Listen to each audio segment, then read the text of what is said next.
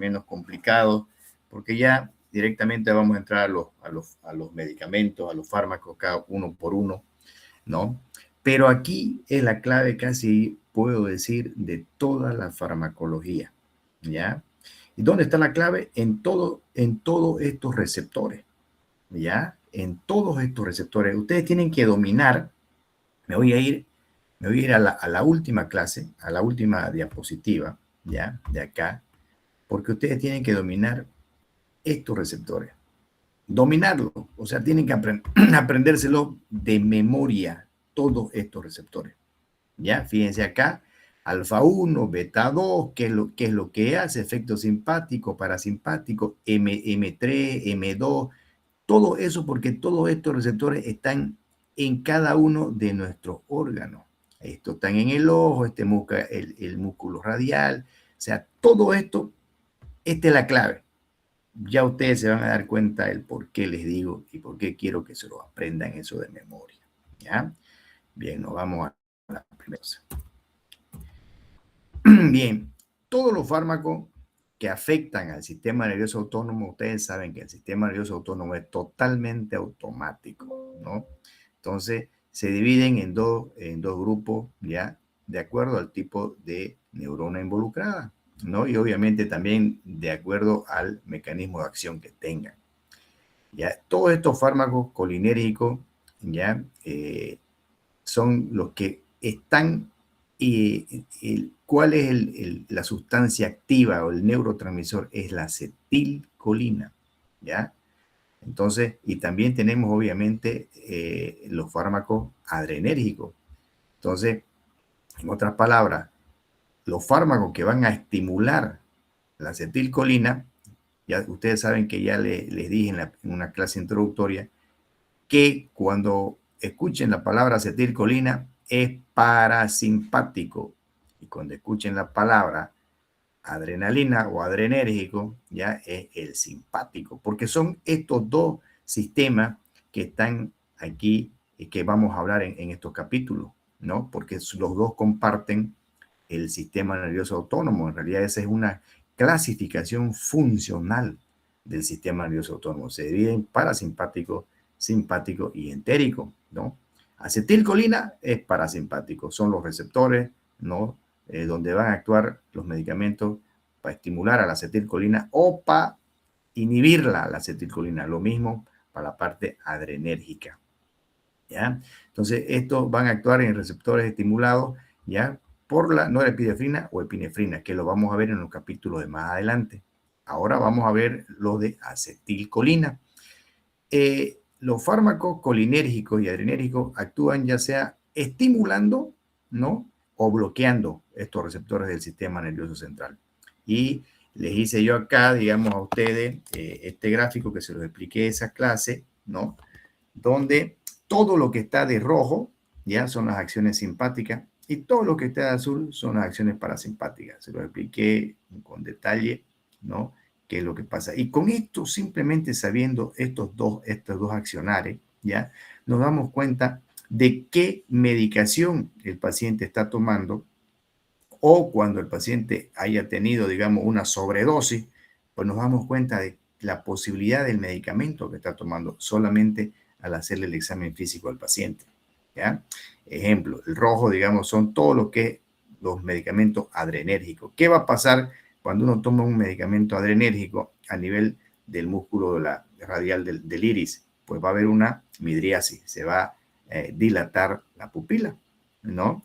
En cambio, cuando hay un medicamento que actúa a nivel del sistema colinérgico, como el que vamos a empezar ahora, acetilcolina, pues va a haber todo lo contrario, ¿no? Va a haber una contracción del músculo del esfínter del iris y la pupila pues se va a colocar miótica, es decir, se va a contraer.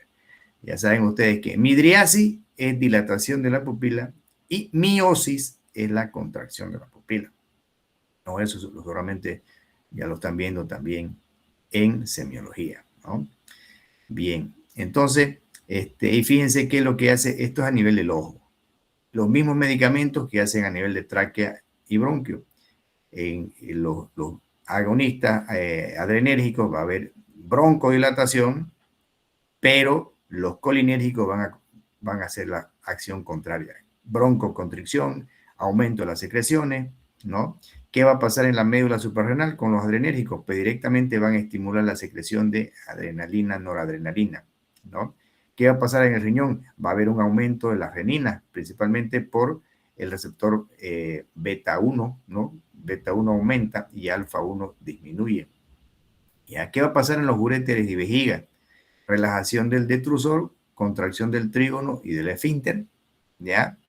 ¿Y qué va a pasar con los estímulos con la acetilcolina? Relajación del trígono y el esfínter. Entonces, ¿qué va a pasar aquí? Si se relaja el trígono y el esfínter, pues directamente el paciente, ¿qué es lo que va a tener? Pues directamente va a haber una relajación y va a haber un vaciamiento, ¿no? De la orina, ¿no? ¿Ya? Involuntariamente, porque esos receptores están siendo activados con estos medicamentos colinérgicos, ¿no? Y genitales, digamos, en la parte masculina, cuando hay estimulación de los receptores adrenérgicos, el simpático, pues va a haber erección, perdón, eyaculación, y cuando va a haber estimulación del parasimpático, acetilcolina, pues va a haber erección. Entonces ya les expliqué también en la clase teórica anterior que el simpático eyacula y el parasimpático pues produce erección. En las glándulas lagrimales, ¿ya? ¿Qué va a haber con el parasimpático? Estimulación de lágrimas. ¿Qué va a haber en las glándulas salivales? Va a haber con la parte adrenérgica o simpática, la secreción se va a volver espesa de la saliva, obviamente espesa y viscosa. Pero ¿qué va a pasar si hay un medicamento colinérgico que estimula la acetilcolina o el parasimpático? Secreción acuosa abundante. En el corazón, mayor frecuencia cardíaca y mayor contractibilidad con los medicamentos adrenérgicos. Con los medicamentos colinérgicos puede haber menor frecuencia cardíaca y menor contractibilidad. Es decir, aquí, por ejemplo, vamos a tener con los adrenérgicos o con el simpático, pues taquicardia y el paciente va a sentir una fuerza tremenda de contracción del corazón. En cambio, cuando hay una medicación colinérgica, pues va a haber bradicardia, lo contrario, y ese corazón no se va a contraer de manera eficiente. Gastrointestinal, la disminución va a haber con el adrenérgico disminución de la motilidad intestinal y del tono muscular y contracción de los esfínteres, ¿no? En cambio, con el parasimpático, con los colinérgicos, aumento de la motilidad y el tono muscular. Entonces, aquí, ¿qué es lo que traduce disminución de la motilidad intestinal? Hay estreñimiento, ¿no? Aquí puede haber incluso con la contracción de los esfínteres puede haber retención de orina, ¿no? Aumento acá de la motilidad intestinal, ¿qué va a pasar? Diarrea, ¿no? En los genitales femeninos, ¿qué va a haber con la parte simpática? Relajación principalmente del útero, ¿no? Es por eso que los medicamentos para inhibir, para que el útero no se contraiga cuando hay una amenaza de parto prematuro, son a base de adrenérgicos, pero no obviamente la adrenalina, sino solamente son los receptores beta 2 que actúan a ese nivel, pero son receptores beta 2 adrenérgicos, que ya van a ver que hay beta 1, hay beta 2, hay beta 3, ¿no? Y a nivel de los vasos sanguíneos, pues también, ¿qué es lo que va a pasar? Va a haber dilatación, ¿no? Y a nivel de los vasos sanguíneos, pero fíjense, dilatación, pero a nivel de los vasos sanguíneos, ¿de dónde? Del músculo esquelético.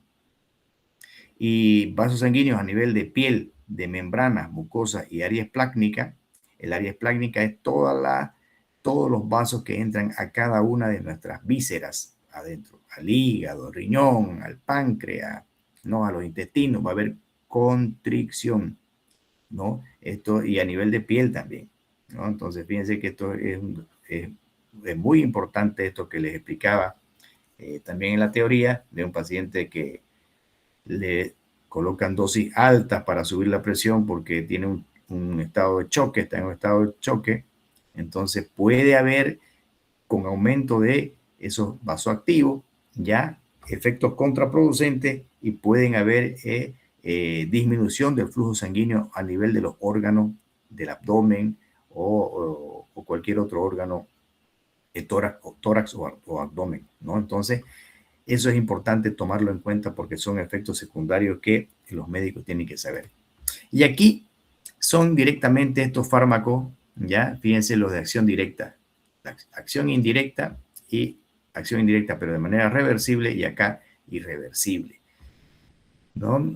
Aquí tenemos la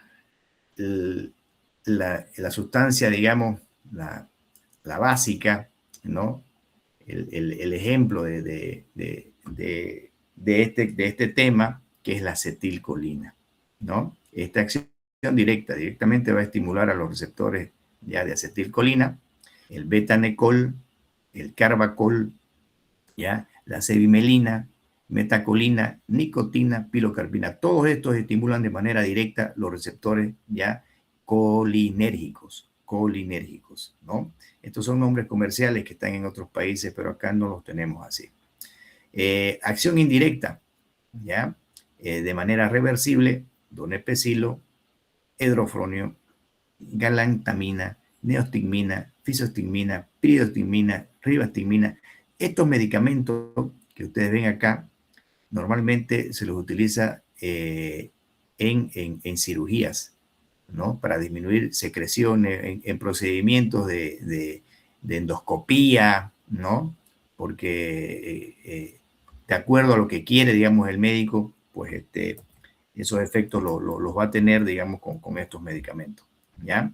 Acá, en estos, por ejemplo, ¿qué medicamentos estos acá que vamos obviamente a leer más adelante cada uno de ellos? Aquí hay medicamentos que utilizan principalmente para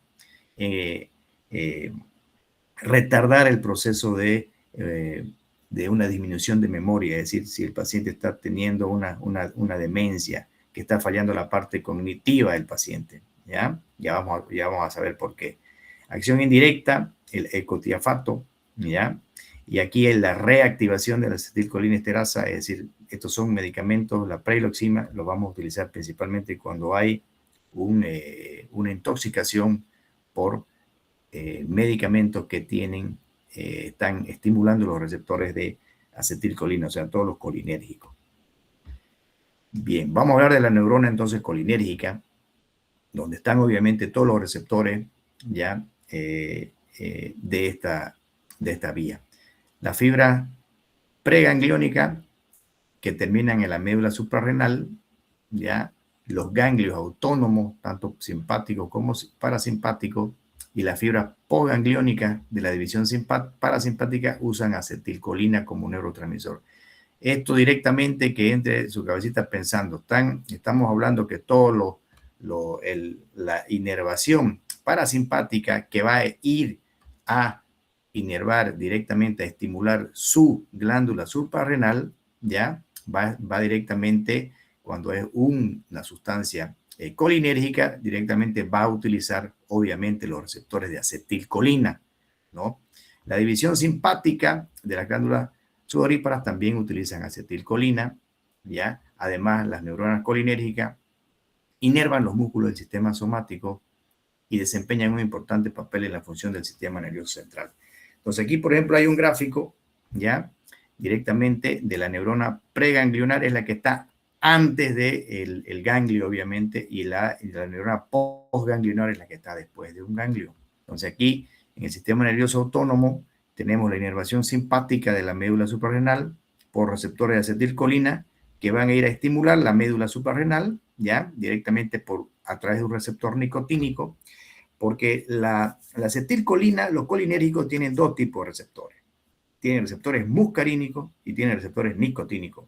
Estos nicotínicos normalmente se van a encontrar en estos lugares que yo les voy a decir. Aquí en la médula suprarrenal directamente se estimula el receptor nicotínico, ¿no? Al tiro nomás ustedes ya se van a dar cuenta, ¿ya? Que el paciente que fuma, pues estimula los receptores nicotínicos por la nicotina que tiene, ¿ya? La combustión del tabaco, ¿no? Entonces, directamente va el paciente que fuma, aquí directamente para que ustedes se den cuenta, estimula el receptor nicotínico a la médula suprarrenal, ¿y qué va a hacer? Va a ver directamente acá el transmisor o neuroefector, va a estimular la epinefrina, norepinefrina, liberadas en la sangre, y estas van a ir a actuar a donde corresponda, ¿no? Una vez estimulados, pues ya de acuerdo a la parte donde hayan esos receptores, esa sustancia va a actuar. En el ojo, en el corazón, en los intestinos, en los bronquios. O sea, no tienen efecto estos medicamentos de acuerdo a la vía por donde ingresen, ya van a dejar sus efectos en cada uno de las regiones anatómicas que tiene el paciente, ¿no? Yo me tomo un medicamento colinérgico y quiero que actúe, digamos, solamente a nivel ocular, por así decirlo. Entonces, en realidad, si quiero que actúe a nivel ocular y no quiero que sea sistémico, pues obviamente la aplicación va a ser a nivel en gota, ¿no? Pero si yo me tomo un medicamento que quiero tener un efecto solamente para el intestino y me lo tomo por vía sistémica, no solamente va a actuar a nivel de intestino, se va a absorber el medicamento y se va a ir esa sustancia a ocupar todos los receptores nicotínicos y muscarínicos que tiene el organismo. Es así como se ven los efectos secundarios de todos los medicamentos. Quisiera uno que actúe solamente en un determinado órgano, no se puede. ¿Por qué? Porque normalmente los receptores están por todos lados y algunos receptores estimulan y otros receptores se inhiben. Entonces, por eso que no se consigue un efecto totalmente dirigido por todo eso que les mostré al introducir la clase. Todos esos receptores de alfa 1, beta 1, beta 2, beta 3, muscarínicos 1, muscarínicos 2, muscarínicos 3, se estimulan de esa manera. ¿Ya? Entonces, aquí cuando se estimula el simpático, también a través de la acetilcolina, receptor nicotínico, va directamente a estimular la epinefrina, ¿ya? Y lo mismo, el parasimpático, acetilcolina, receptor nicotínico, todos estos son receptores nicotínicos, ¿ya? Para estimular la acetilcolina. De acuerdo, estos receptores, como les digo, es de acuerdo en qué órgano están. Por eso es muy importante saber el último cuadro de esta clase que quiero que se lo sepan de memoria. ¿Ya? Aquí está el receptor somático. Cuando hablemos sistema nervioso autónomo, todo esto nosotros no lo controlamos. Todo esto es automático. Pero sí aquí nosotros controlamos la parte somática, ¿no? Aquí no hay ganglio. Directamente ingresa la acetilcolina al músculo y el receptor nicotínico al músculo esquelético y se contrae, ¿no? Entonces, esa es la parte somática. Neurotransmisión en las neuronas colinérgicas. ¿Cómo se produce esa neurotransmisión? Entonces, fíjense, acá tenemos una neurona, ¿ya? Directamente este es el axón de la neurona. ¿Y qué está pasando aquí?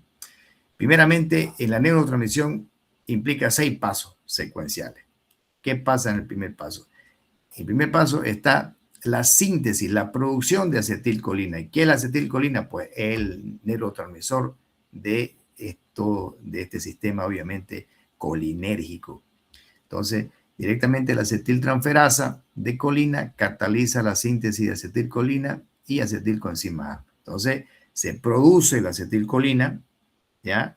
Por interacción, obviamente, de la síntesis de acetilcolina, ¿ya? Y se produce esta acetilcolina. Con la colina, aquí ahí también está la entrada de sodio, ¿ya? Se produce la acetilcolina. Entonces, el primer paso es la producción de acetilcolina. Segundo paso, esa acetilcolina que se produjo directamente se capta en vesícula, ¿ya? Se envuelve en vesícula, ¿ya? Son envueltas en una vesícula para su almacenamiento.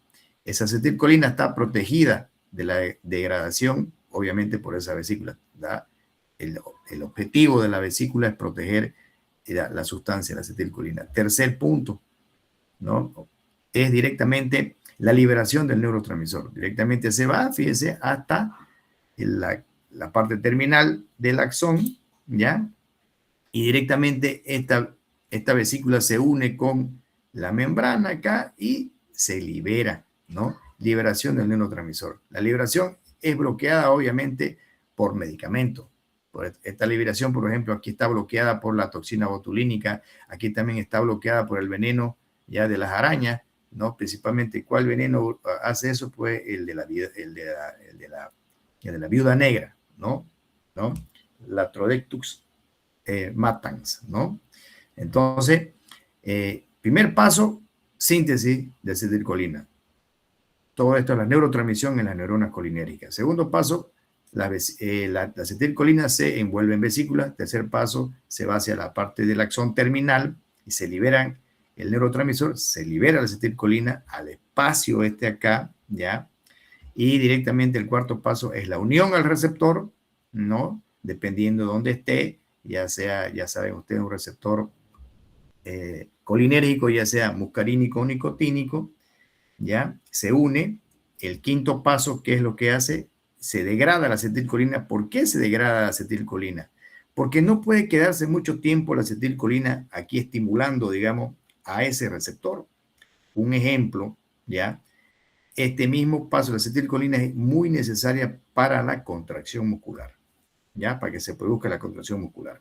Entonces se libera la acetilcolina, se contrae ese músculo, ¿ya? Cuando se une con el receptor, ¿ya? Pero esa acetilcolina se degrada rápidamente por la acetilcolinesterasa, es una enzima que la degrada, porque si sigue estimulando acá la acetilcolina, entonces el paciente puede entrar en una contracción dolorosa, que son, por ejemplo, por darle un ejemplo así, calambres o algo, entonces no se va a relajar el músculo de nuevo. Entonces el músculo tiene que contraerse y relajarse, y eso es gracias a la acetilcolinesterasa, que la va a degradar la acetilcolina para que no siga estimulando, y luego esa acetilcolina se va a reciclar, ¿no? La colina es captada nuevamente aquí, ¿ya? Por la neurona, y nuevamente es como un ciclo, ¿no? Eso es la neurotransmisión de las neuronas colinérgicas, cómo, desde cuando se producen, cómo se almacenan, cómo se liberan, cómo se unen al receptor, lo degrada, digamos, en la hendidura sináptica a través de la acetilcolinesterasa, y otra vez se vuelve a reciclar, ¿ya? Entonces, aquí la síntesis de acetilcolina, que justamente el primer paso, que ya se lo resumí, pero vamos a leerlo para que les quede más en la cabecita.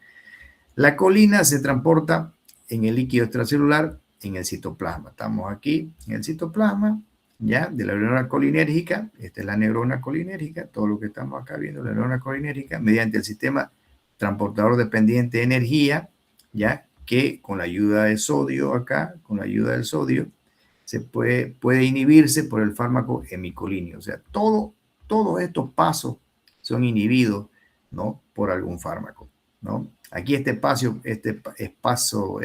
por ejemplo, de la parte del sodio, aquí bloquea, digamos, el medicamento, la entrada del sodio, el hemicolíneo, por ejemplo, ¿no? Bien.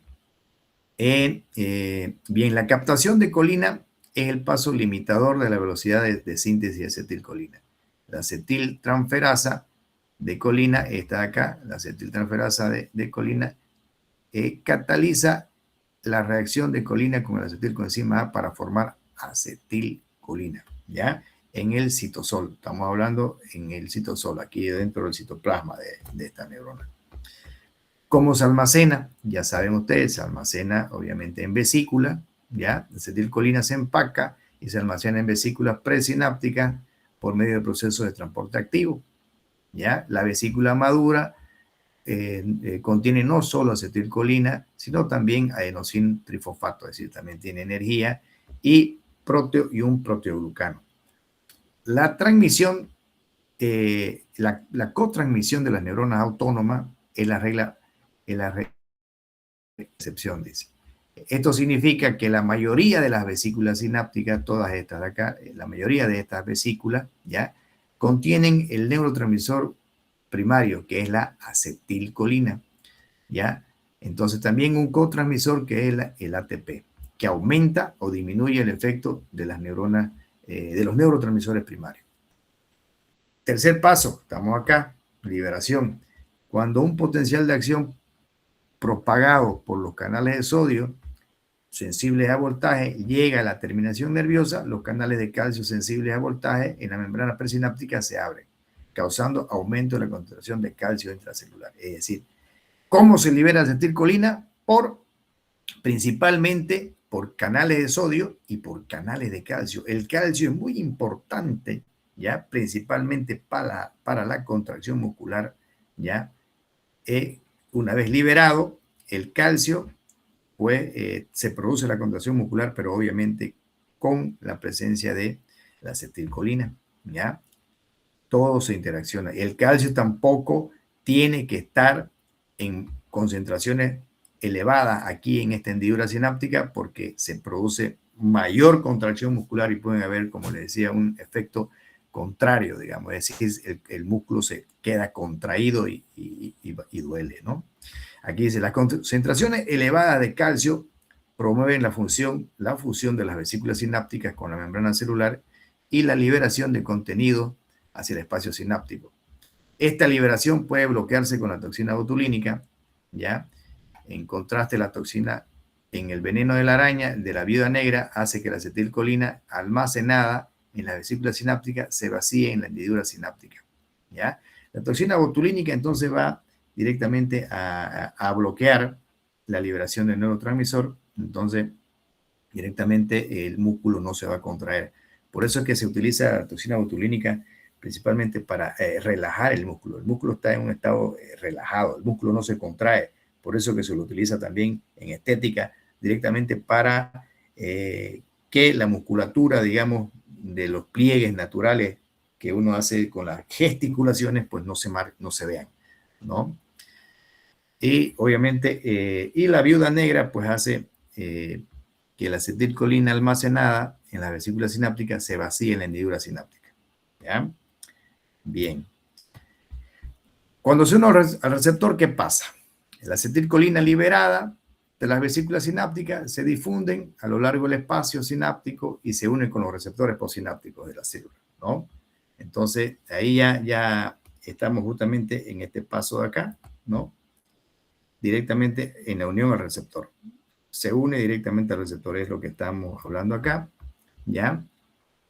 Los receptores colinérgicos postsinápticos en la superficie de los órganos efectores se dividen en dos clases, muscarínicos y nicotínicos.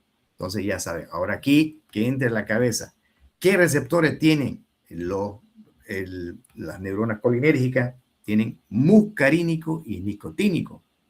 Entonces ya vamos a ver estos tipos de receptores, dónde están con esos gráficos que ya se los voy a mostrar más adelante.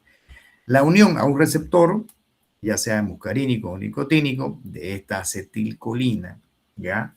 Dependiendo dónde esté, conduce a una respuesta biológica dentro de la célula, como el inicio de un impulso nervioso hacia las fibras postganglionares o la activación de enzimas específicas en células efectoras, según dónde estén ubicados, ¿ya?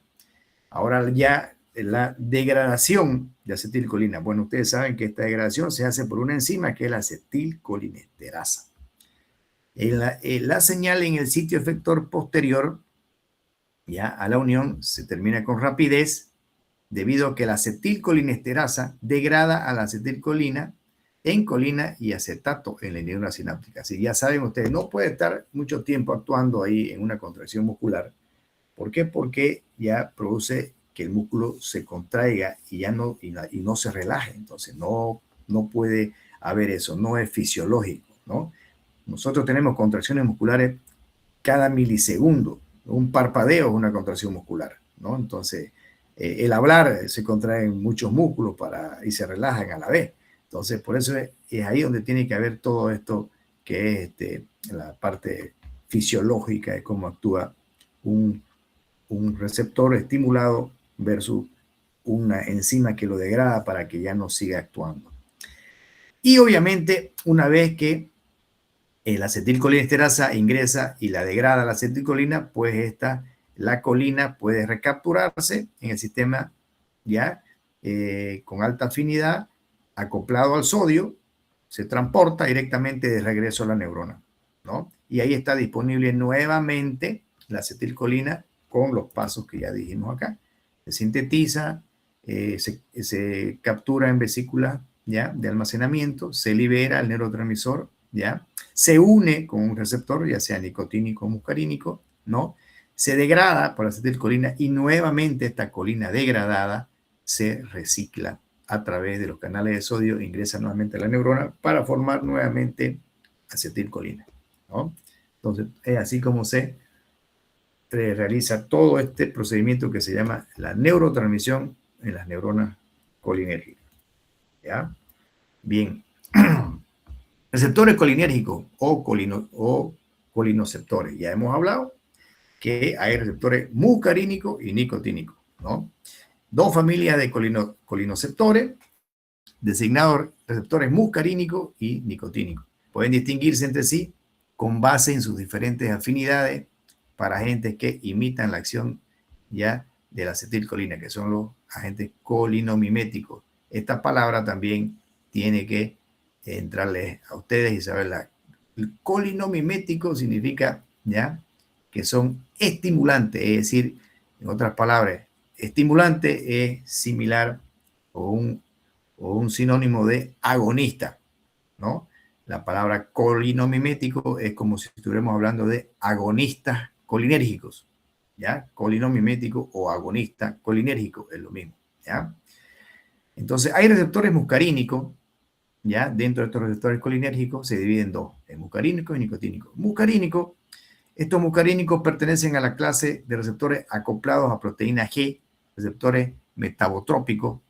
Estos receptores, además de la unión de la acetilcolina, también reconocen a la muscarina, ¿ya? Un alcaloide de ciertos hongos venenosos, ¿ya? En contraste, los receptores muscarínicos solo muestran una débil afinidad por la nicotina, ¿ya? Un alcaloide que se encuentra en el tabaco y otras plantas, ¿no?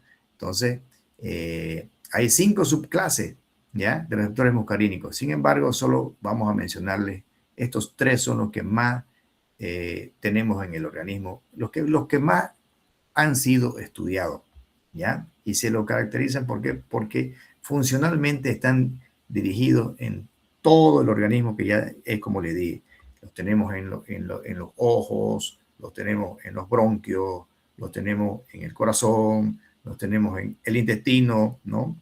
Y obviamente es de acuerdo a qué sustancia es la que ha ingresado a nuestro organismo para que se produzcan sus efectos, ¿no? Acá están los receptores muscarínicos. Directamente aquí vemos que cuando hay una droga muscarínica principalmente, pues va a tener estos tipos de receptores. Nicotina, pero de muy baja afinidad, acetilcolina más, y obviamente porque es muscarínico, pues en los receptores muscarínicos pues va a haber una acción pues mucho más elevada, ¿no? Y aquí tenemos la flecha. Aquí fíjense una flecha más delgadita porque es menos acción, mediana, y aquí obviamente una flecha mucho más gruesa porque su accionar es más alto, ¿no? Tiene alta afinidad cuando es un medicamento muscarínico, tiene más afinidad obviamente sobre lo muscarínico, pero también tiene efecto sobre los receptores de nicotina, pero con una baja afinidad. Y los nicotínicos, de la misma forma, ¿no? Tienen baja afinidad por los muscarínicos, la acetilcolina en media y los receptores nicotínicos, pues, alta afinidad, ¿no? Por eso es que hay medicaciones que actúan más sobre receptores muscarínicos y más sobre receptores nicotínicos, que son los que son los receptores de este capítulo, los muscarínicos y los nicotínicos. Aquí hemos dicho que ya que los muscarínicos se dividen en 3, M1, M2, M3. La palabra M es de muscarínico. Muscarínico 1, muscarínico 2, muscarínico 3. ¿Ya? ¿Dónde se ubican estos receptores muscarínicos?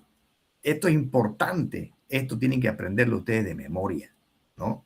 Entonces, estos receptores muscarínicos se encuentran en órganos que tienen efectos autónomos, ¿no? Es decir, todo lo que uno no comanda, ¿ya? El corazón, el músculo liso, el cerebro, las glándulas exócrinas, ¿ya? Aunque los 5 subtipos se encuentran en las neuronas. Los receptores M1, muscarínico 1, también se encuentran en las células parietales gástricas, ¿ya? Los receptores M2 en las células cardíacas, ¿ya? Y el músculo liso, y los receptores M3 en la vejiga, ¿no? Glándulas exócrinas y músculo liso. Fíjense, es importante saber la ubicación de estos receptores. ¿Por qué? Porque hay drogas que solamente van a actuar sobre M1, van a actuar solo sobre M2 o van a actuar sobre M3, o directamente va a haber una droga que va a actuar sobre M1, M2, M3 y va a tener efectos secundarios en el paciente. ¿no? Si actúa sobre M1 y actúa sobre las células parietales gástricas, el paciente va a tener hipersecreción gástrica, es decir, va a haber un aumento de la secreción de ácido clorhídrico, ¿ya? Entonces, y si el paciente tiene úlcera, lo vamos a complicar, ¿no? M2, células cardíacas. Si va a haber receptores M2 de células cardíacas, no nos olvidemos que este M2, de los receptores muscarínicos en células cardíacas, ¿ya? ¿Qué es lo que van a producir? Pues obviamente van a acelerar el músculo cardíaco, ¿ya? Porque esto ya lo vamos a ver más adelante, cómo va a ver aquí esta parte.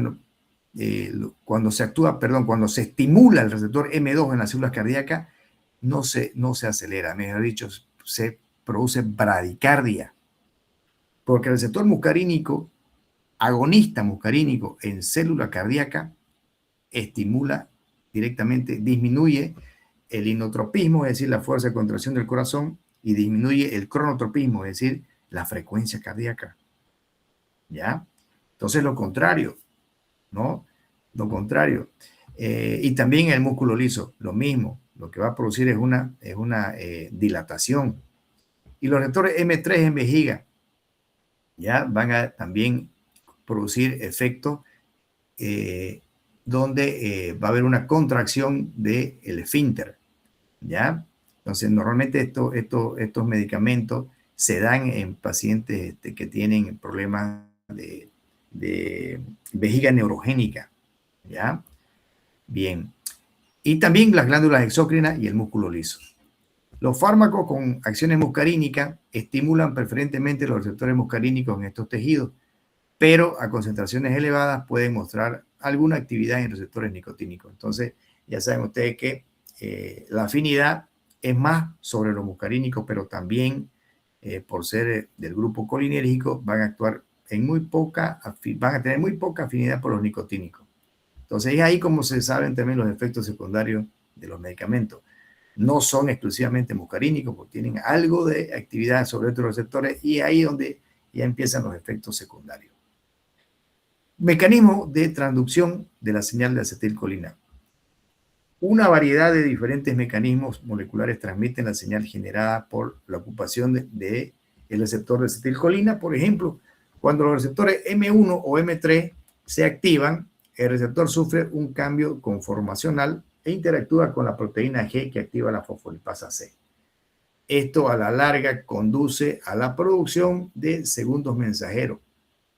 El trifosfato, ¿ya? Diinositol, el diacilglicerol, ¿ya? Este trifosfato de inositol causa aumento del calcio intracelular.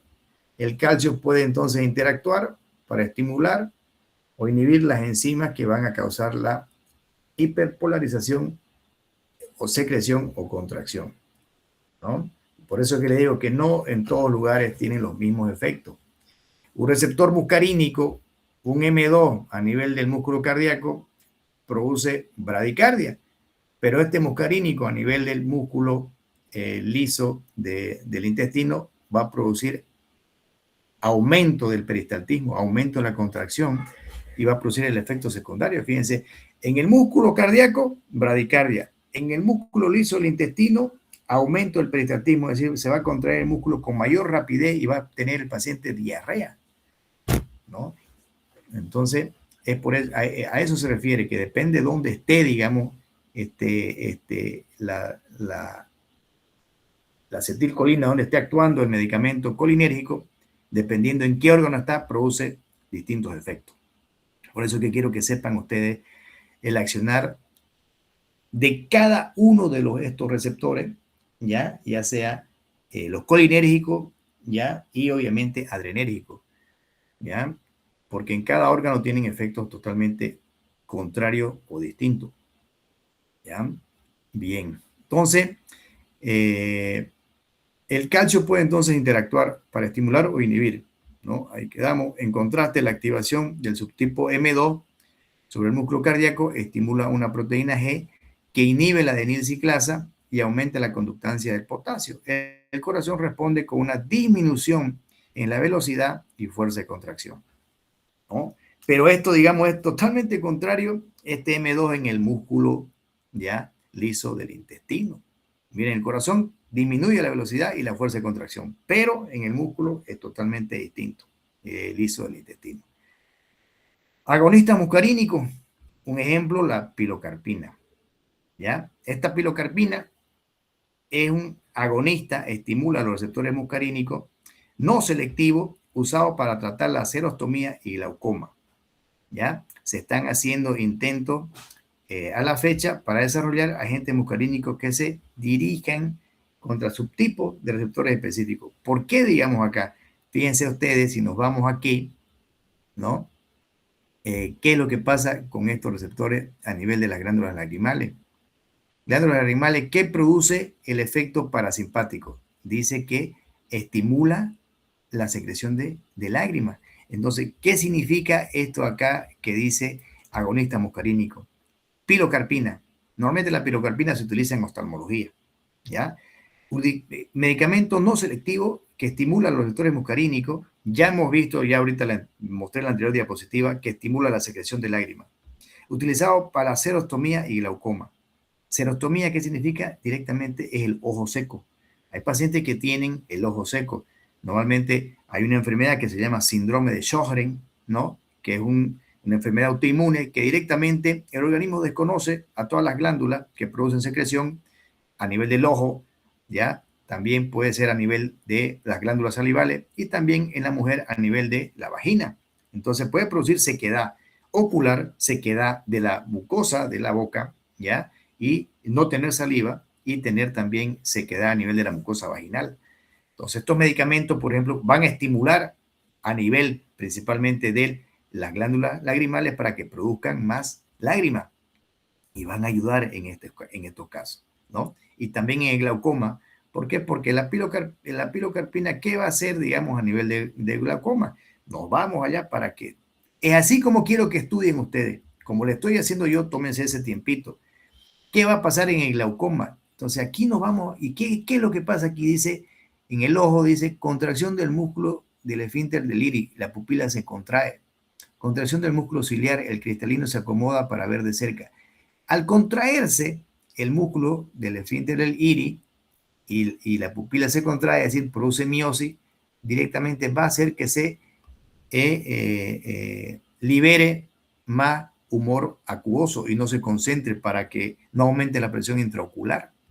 Entonces, ahí ya van a ver ustedes en la parte de oftalmología, cuando estén ahí, los glaucomas de ángulo estrecho, por ejemplo, sirve agonistas muscarínicos para el glaucoma. El glaucoma es la presión aumentada de cada uno de sus ojos. Eso es glaucoma, presión aumentada de sus ojos. Entonces, fíjense, ¿no? Que depende de los receptores que tengan nuestro organismo, ¿ya?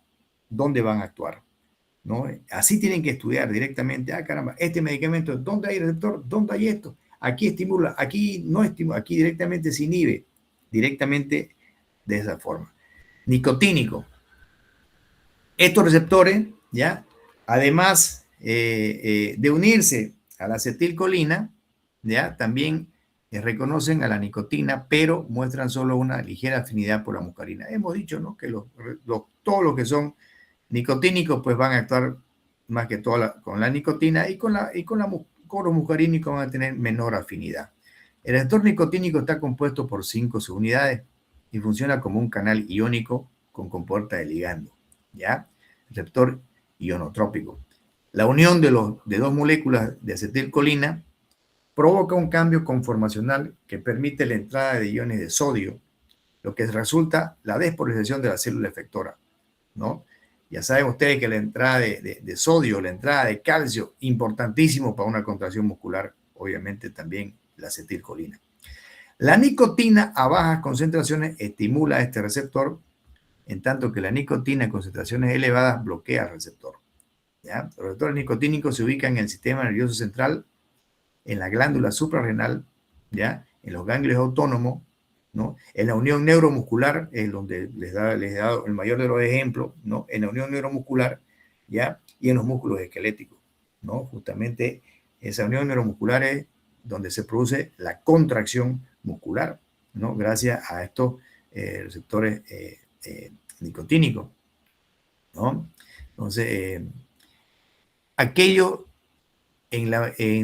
aquellos donde está la unión neuromuscular en ocasiones se designan NM y otros NN. Esto directamente es de acuerdo a la afinidad, ¿no? Los que están, digamos, en la unión neuromuscular, los NN es nicotínico de la parte muscular y los otros nicotínicos que están, obviamente, en la parte del sistema nervioso, ¿no? N nicotínico de muscular y N del sistema nervioso, ¿ya? Por ejemplo, los receptores gangliónicos se bloquean de forma selectiva por la mecamilamina, ¿ya? En tanto que los receptores de la unión neuromuscular son bloqueados de forma específica por el atracurio, ¿ya? Entonces, por ejemplo, aquí, estos receptores de la unión neuromuscular, el atracurio, por ejemplo, es un relajante muscular que se utiliza mucho para cirugía, ¿no? Se coloca atracurio, directamente el paciente se relaja completamente. No hay que olvidarse que cuando el paciente tiene un medicamento relajante muscular con gran afinidad como este que estamos hablando acá, ¿ya? El paciente va a tener una parálisis sistémica, totalmente sistémica. Entonces, principalmente del músculo estriado esquelético y el estriado visceral. No nos olvidemos que el músculo estriado visceral, pues también es voluntario, ¿no? ¿Dónde tenemos músculo estriado visceral? Tenemos en la lengua, tenemos en el diafragma, tenemos en la faringe y el tercio proximal del esófago. Entonces, si tenemos en el diafragma, ¿ya? Entonces es un músculo pues totalmente voluntario. Si nosotros queremos respirar, respiramos. Si no queremos respirar, no respiramos. Cuando estamos debajo del agua sumergido, pues no estamos respirando, obviamente, porque nos ahogamos. Entonces, por eso es que nosotros lo controlamos. Y nos colocan a tracurio, ese músculo, nosotros vamos a estar sumamente conscientes, pero no vamos a poder respirar, porque ese músculo está totalmente relajado. Entonces, por eso es que se utilizan normalmente estas sustancias, ¿ya? Para cuando uno quiere intubar a un paciente que tiene una insuficiencia respiratoria o está en un estado de choque, ¿no? Entonces, y el paciente, digamos, tiene resistencia, ¿ya? Es decir, está endurando la boca, no hace que se relaje la boca para que ingrese, digamos, el tubo y el laringoscopio. Entonces, estos pacientes tienen que ser relajados porque si no se van a morir. Le ponemos atracurio y el paciente se relaja completamente, como un chicle, digamos, como un chicle que le ha dado el sol, totalmente relajado, y nosotros lo podemos manipular al paciente como sea, ¿no? Colocamos el tubo con una facilidad tremenda y eso es lo que hacen los anestesiólogos.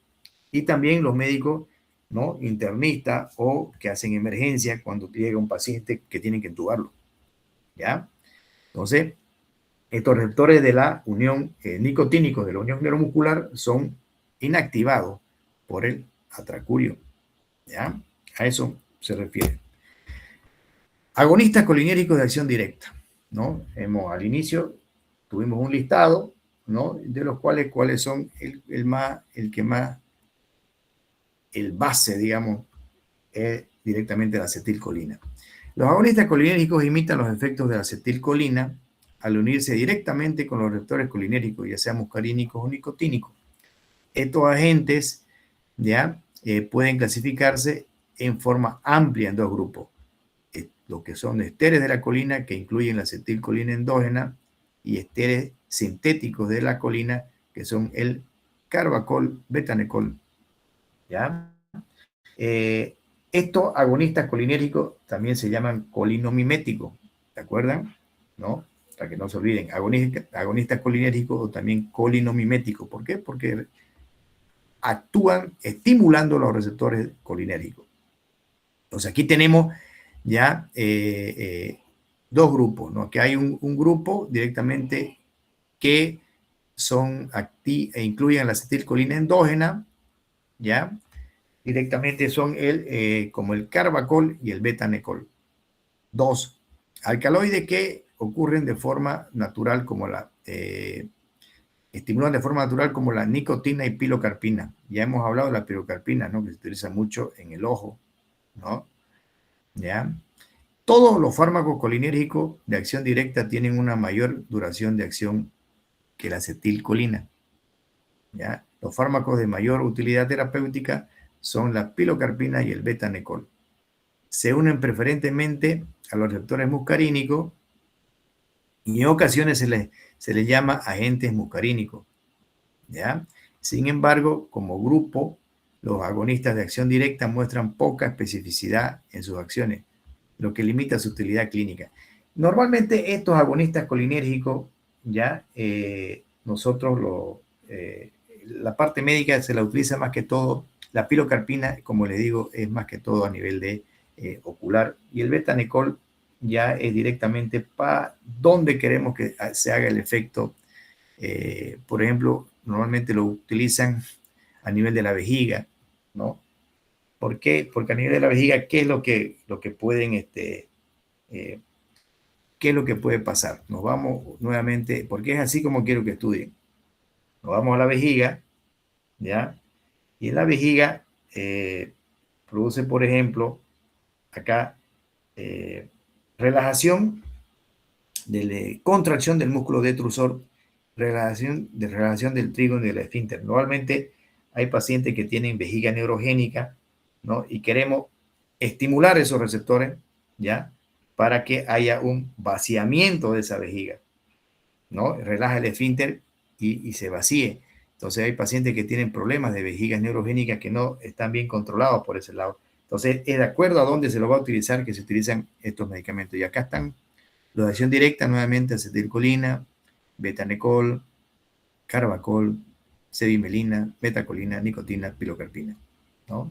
Entonces esos son los de acción directa. Bien.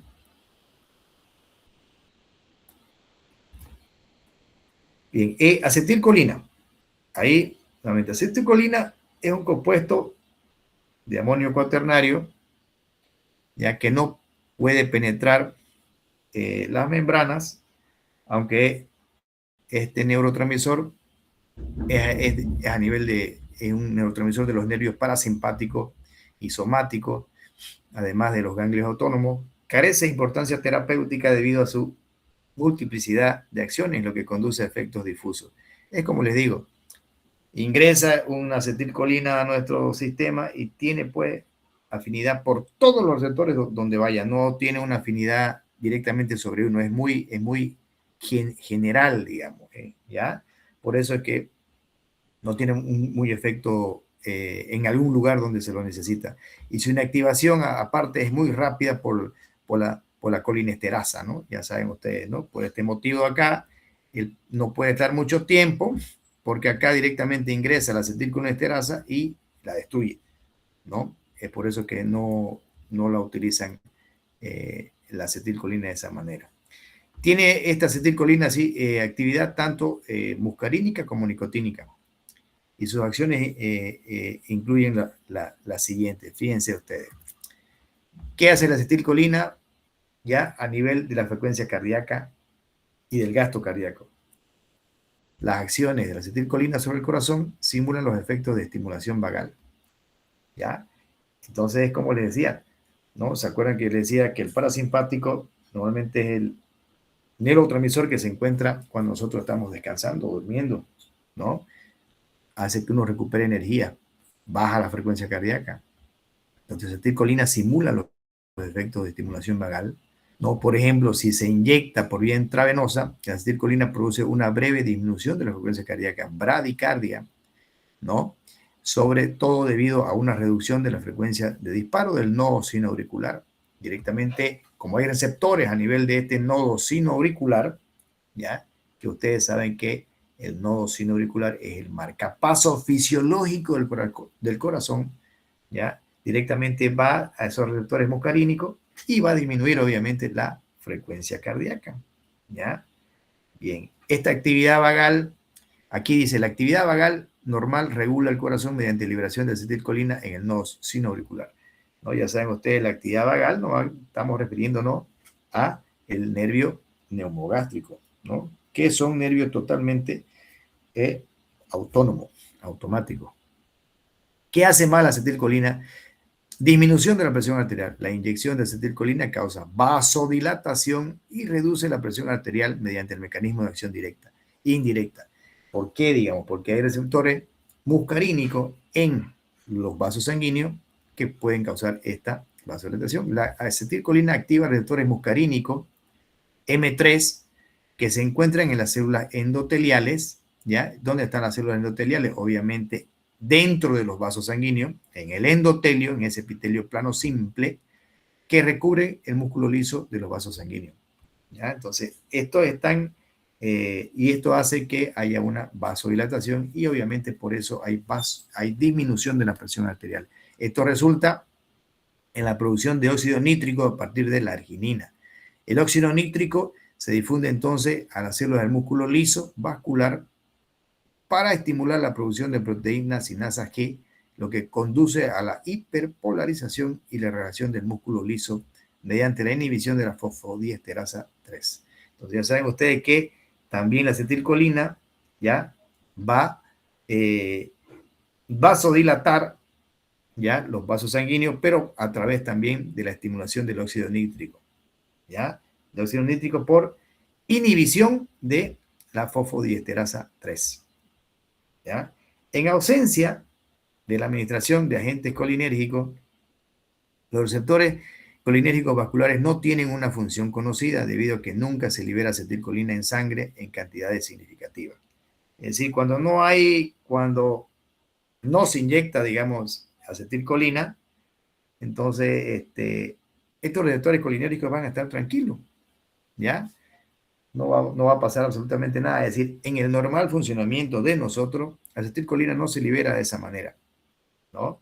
Entonces, son directamente concentraciones totalmente, se liberan concentraciones adecuadas para la homeostasis de todo nuestro sistema, punto.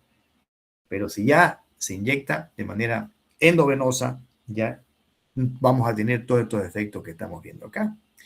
La atropina, por ejemplo, bloquea estos receptores muscarínicos y evita que la acetilcolina produzca vasodilatación, ¿no? Aquí ya estamos hablando de un medicamento totalmente contrario a lo que hace la acetilcolina.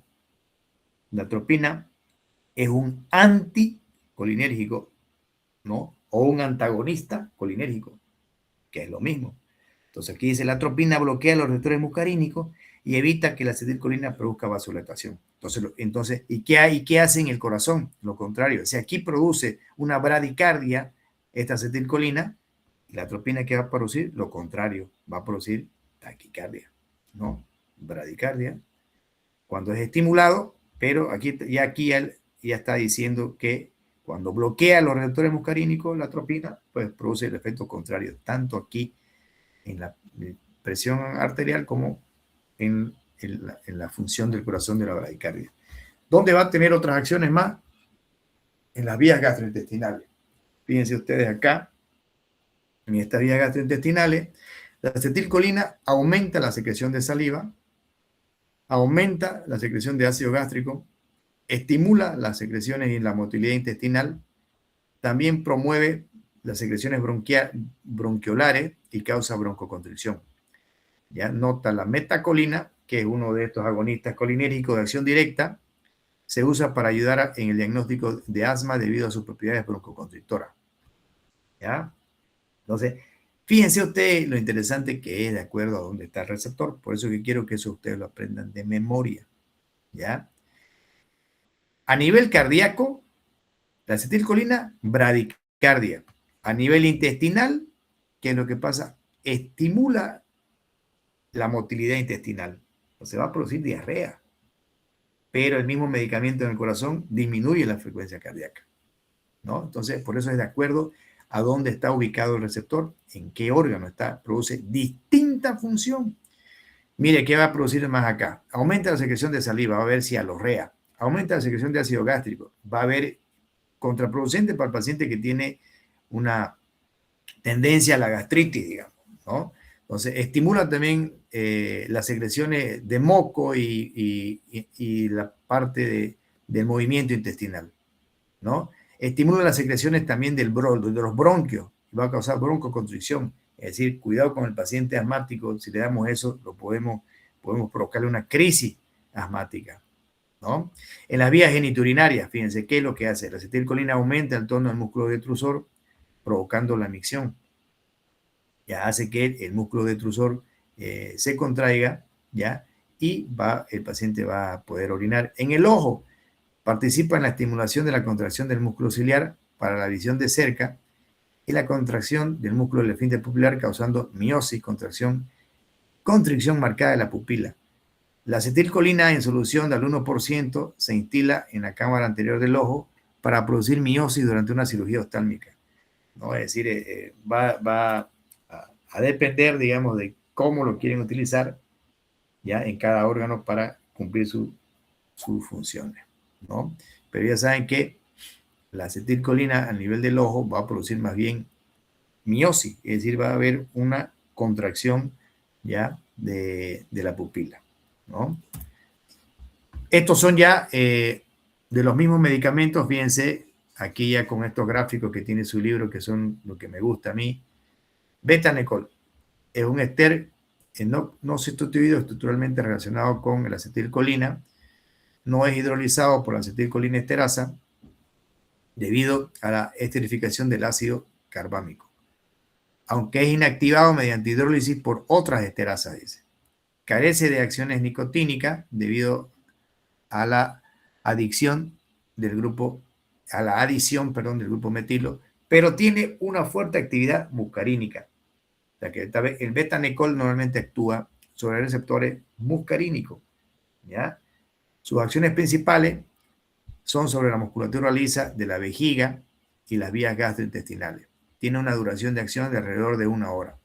Entonces, fíjense qué es lo que puede causar, digamos, esta betanecol. Va a actuar a nivel de los receptores muscarínicos del intestino, va a provocar diarrea, va a provocar aumento de la sudoración, ¿no? Una diaforesis, ¿por qué? Porque va a estimular a las glándulas sudoríparas, ¿ya? Va a producir miosis, ¿ya? Va a producir también efecto náusea, porque ese es otro efecto que tiene, y va a haber también una urgencia urinaria. ¿Por qué? Porque aquí justamente hemos dicho que aumenta el tono de el detrusor, ¿no? Entonces el paciente le va a dar ganas de orinar. ¿Qué acciones tiene el betanecol? Estimula directamente los receptores muscarínicos, causando una mayor intensidad y tono intestinal. Entonces va a producir diarrea. También estimula el músculo detrusor de la vejiga, en tanto al trígono de la vejiga y los músculos del esfínter se relajan y estos efectos van a estimular la micción. El paciente tiene una urgencia urinaria. Entonces, esos pacientes que tienen vejiga neurogénica, que no pueden eliminar la orina, que están haciendo como un globo vesical, le damos betanecol y ese paciente puede directamente ya conseguir orinar. Uso terapéutico. En el tratamiento urológico, el betanecol se usa para estimular la vejiga tónica, esa vejiga neurogénica. El paciente ha podido tener un ACV, una embolia y ha tenido problemas, entonces se estimula para eso. En especial cuando hay retención urinaria no obstructiva en el posparto o postoperatorio, ¿no? El betanecol también puede usarse para tratar la atonía neurogénica, así como también el megacolon, ¿no? Si estamos diciendo en el megacolon, ¿qué puede pasar? Son colon que son grandes, ¿no? Que tienen problemas en la contracción, en el peristaltismo. Entonces se puede estimular con betanecol para que el paciente llegue a defecar, ¿no? No llegando obviamente a la diarrea, pero puede estimular a que el paciente defeque, ¿no? Efectos adversos del betanecol puede causar estimulación colinérgica generalizada, como sudoración profusa, ¿ya? Salivación, también aumento de la cialorrea, puede causar rubor, es decir, el paciente se va a poner rojo, ¿no? Disminución de la presión arterial con taquicardia refleja, náusea, dolor abdominal, ¿por qué? Porque puede producir diarrea, puede producir broncoespasmo también, como ya lo hemos dicho anteriormente, Y obviamente, ¿cuál es el antídoto? Atropina. ¿Por qué? Porque este es un colinérgico y este es un anticolinérgico. La atropina supera, digamos, las respuestas cardiovasculares y broncoconstrictoras intensas de este agente. ¿Ya? Entonces, es así como el betanecol. Carbacol, carbamilcolina.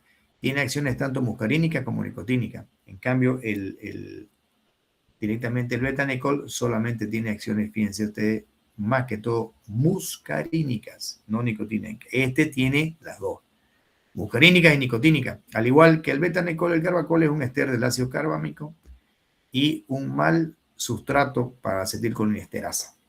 Es biotransformado por otras esterasas, es decir, la acetilcolinesterasa no le hace nada, pero a una velocidad mucho más lenta. El efecto opuesto de la atropina.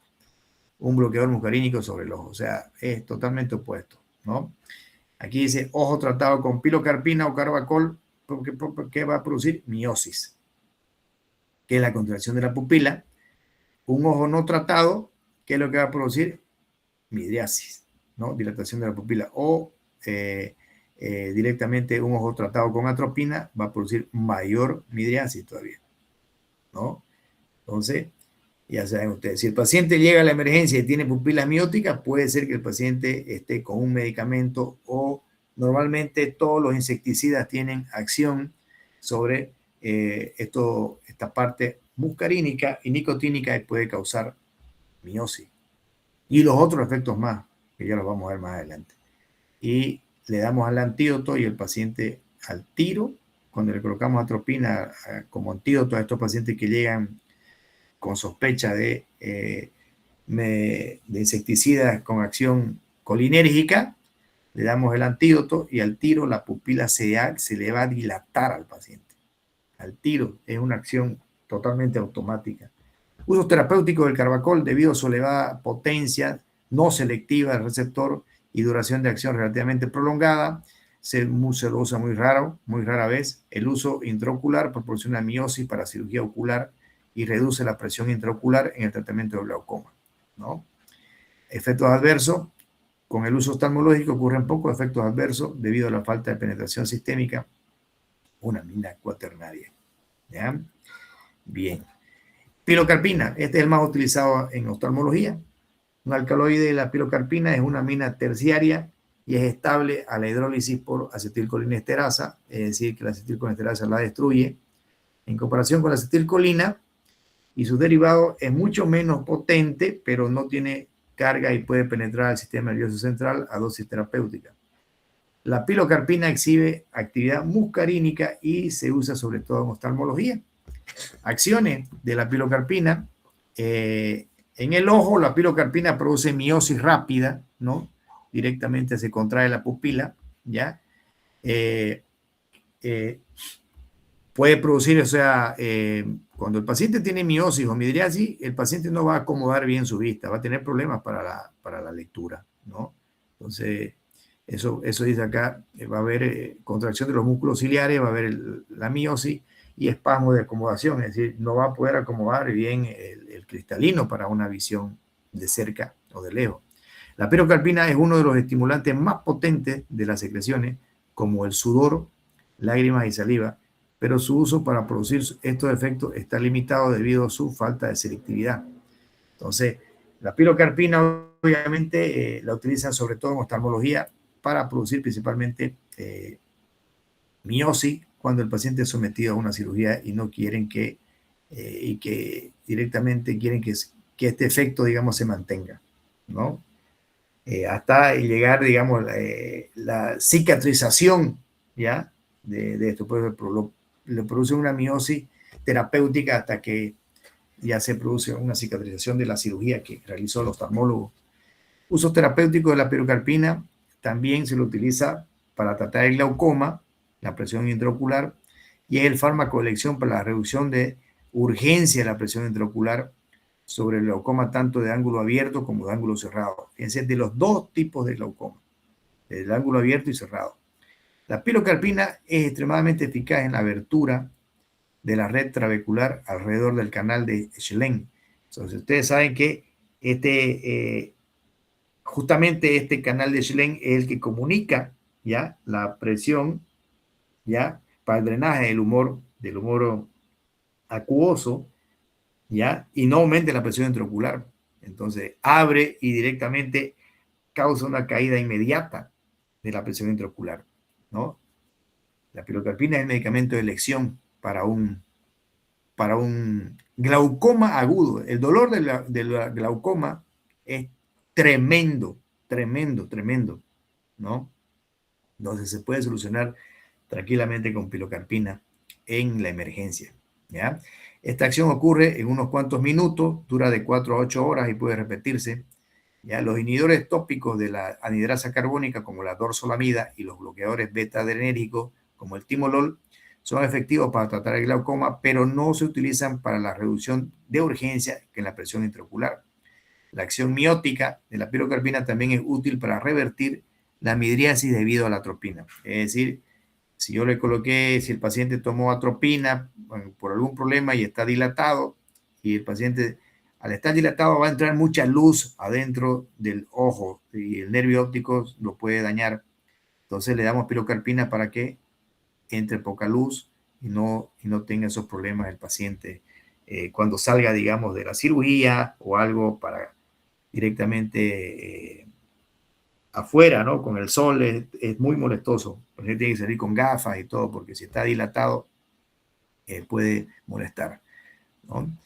El fármaco es benéfico para producir salivación en pacientes con serostomía, que resulta de la irradiación de la cabeza y el cuello. Bueno, ¿esto qué significa, digamos? Hay mucha gente que ha tenido un tumor, digamos, a nivel de la cabeza o el cuello, se irradia, puede provocar esto disminución de la función de las glándulas salivales y provocar una sequedad. Este fármaco puede ayudar a eso, la pilocarpina.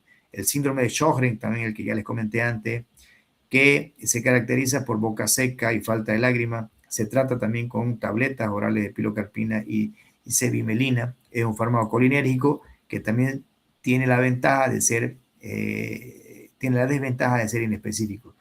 La inespecificidad, ¿qué es lo que hace? Que se vayan a efectos muscarínicos de otro lado, producir lo que hemos dicho, pueden producir aumento de la acidez gástrica, pueden producir aumento de las secreciones bronquiales, pueden producir broncoconstricción, producir diarrea en el intestino. Entonces, todos esos son los efectos que no se quieren, digamos, ¿no? Pero normalmente por eso se lo utiliza solamente a nivel oftálmico. Efectos adversos de la pilocarpina: visión borrosa por el motivo de la miosis, ceguera nocturna. ¿Por qué? Porque cuando nosotros estamos de noche, pues de manera natural hay una midriasis fisiológica para ver mayormente, ¿no? Porque hay menos luz. Entonces, si estamos directamente con miosis, no vamos a poder ver. Esa es una ceguera nocturna, por eso dice ceguera nocturna. Y dolor del área de la ceja, ¿ya? La intoxicación con este agente se caracteriza por exageración de varios efectos parasimpáticos, lo que incluye sudoración, diaforesis, ¿no? Salivación abundante. Los efectos son similares a los producidos por el consumo de hongos del género de Inocep, ¿ya?, que contienen muscarina y atropina. El antídoto sería darle atropina de manera parenteral a dosis que puedan cruzar la barrera hematoencefálica, ¿no? Y se administra para contrarrestar la toxicidad de la pilocarpina. Entonces, el antídoto de todos los colinérgicos, pues obviamente son los colinérgicos. Y la clave para eso, la atropina tiene todas las posibilidades de revertir los efectos secundarios de estos medicamentos. Agonistas colinérgicos de acción indirecta, ¿no? Anticolinesterasa, reversible. La acetilcolinesterasa es una enzima que se escinde de forma específica acetilcolina, acetato y colina, ¿no? Que se divide en acetato y colina y, por lo tanto, termina sus acciones. Se ubica de forma tanto presináptica como postsináptica en la parte terminal nerviosa, donde se une con la membrana, ¿no? Justamente está acá. Los inhibidores de la acetilcolinesterasa, agentes anticolinesterasa o inhibidores de la colinesterasa, proporcionan de forma indirecta una acción colinérgica al prevenir la degradación de acetilcolina. Esto resulta en la acumulación de la acetilcolina en el espacio presináptico. Fíjense ya cómo actúan estos medicamentos. Estos medicamentos directamente tienen una acción indirecta sobre los agentes de la colinesterasa. Es decir, que van a actuar ¿dónde? Van a actuar a nivel de la acetilcolinesterasa, ¿no? Entonces, van a hacer que esta acetilcolina no se destruya, ¿no? Entonces, van a hacer que la acetilcolina generada en la neurona se libere al espacio, a la hendidura sináptica. Directamente esta acetilcolina va a actuar con su receptor, pero no va a ser destruida por la acetilcolinesterasa, ¿ya? Entonces va a seguir siendo estimulado. Esto va a seguir haciendo su función. Entonces, ¿qué medicamentos hacen? Son estos inhibidores de acción indirecta: cotiofato, hidrofronio, neostigmina, fisostigmina, ¿no? Entonces vamos a ver qué va a causar eso. Los inhibidores de la acetilcolinesterasa, los anticolinesterasa o inhibidores de la colinesterasa, proporcionan de forma indirecta acción colinérgica al prevenir la degradación de acetilcolina. Es decir, mire, aquí no va a actuar la acetilcolinesterasa porque está bloqueada por esos medicamentos, por esto que estamos hablando ahorita. Y la acetilcolina va a seguir haciendo su efecto. Esto resulta en la acumulación de acetilcolina en este espacio presináptico, ¿ya? Por lo tanto, estos fármacos pueden provocar una respuesta en todos los colinoceptores, lo que incluye receptores tanto muscarínicos como nicotínicos en el sistema nervioso autónomo. Así que, como en la unión neuromuscular y en el cerebro, los inhibidores reversibles de la acetilcolinesterasa pueden clasificarse ampliamente como agentes de acción breve o de acción intermedia, como lo tenemos acá el hidrofronio. Es un inhibidor prototipo de la acetilcolinesterasa de acción breve. El hidrofronio se une en forma reversible al centro activo de la acetilcolinesterasa, ¿ya? Previniendo la hidrólisis de acetilcolina. Tiene una duración, fíjese, tan breve de 10 a 20 minutos debido a su eliminación renal rápida. El hidrofronio es una amina cuaternaria y sus acciones se limitan a la periferia. Se usa en el diagnóstico de miastenia graves, ya una enfermedad autoinmunitaria causada por anticuerpos a los receptores nicotínicos, haciendo que haya menos receptores disponibles para la interacción de la acetilcolina.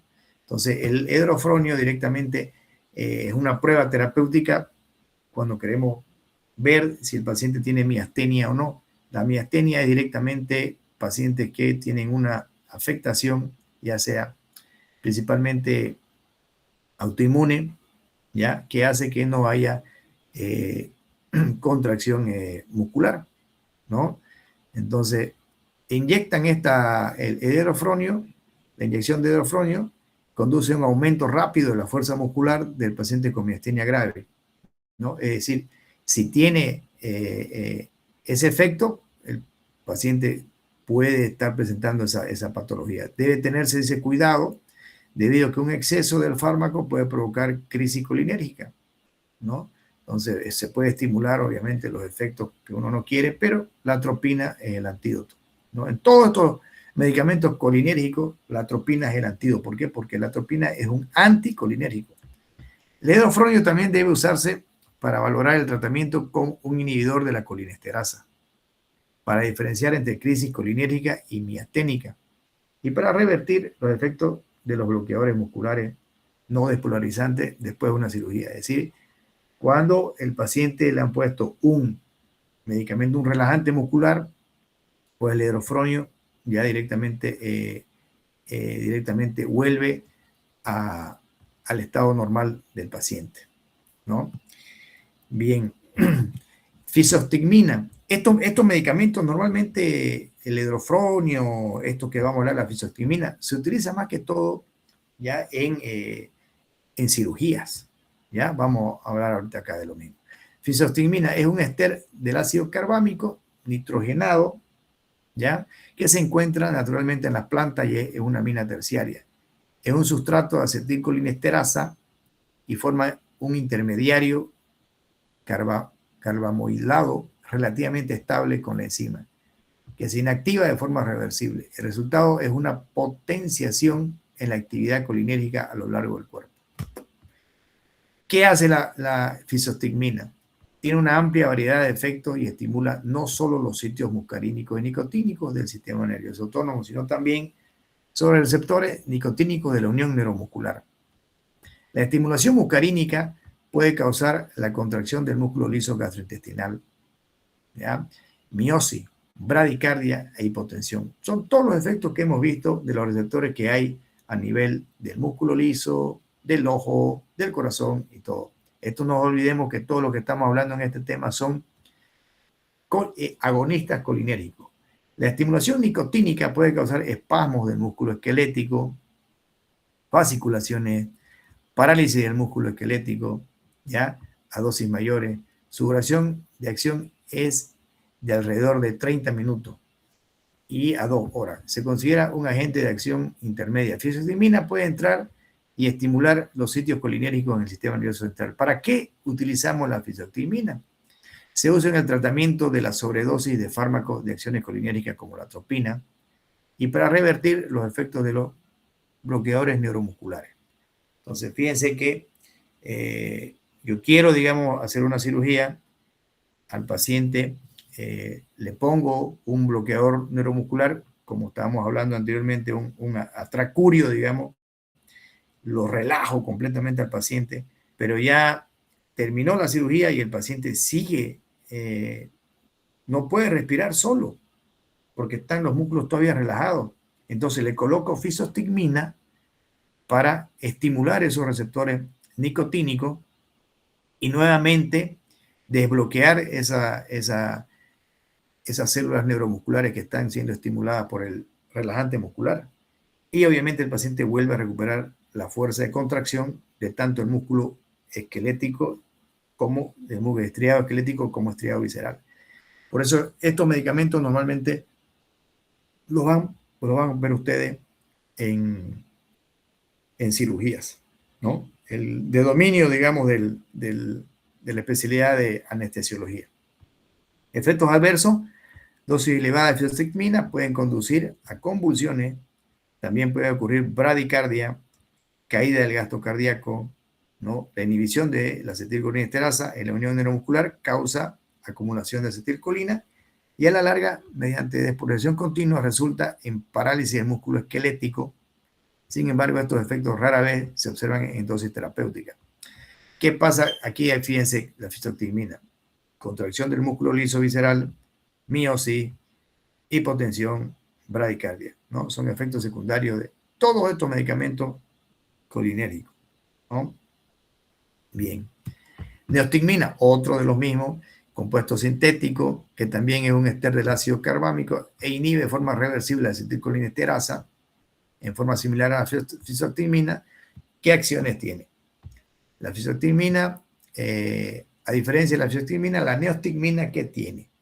Tiene un nitrógeno cuaternario, por lo tanto es más polar, se absorbe de forma deficiente desde las vías gastrointestinales y no entra al sistema nervioso central. Sus efectos sobre el músculo esquelético son mayores que la fisostigmina y puede estimular la contractibilidad antes de paralizar. La neostigmina tiene una duración intermedia de acción, por lo general de 20 a 30 minutos a 2 horas. ¿Ya? ¿Para qué se lo usa? Para estimular la vejiga y las vías gastrointestinales como antídoto para los bloqueadores neuromusculares competitivos.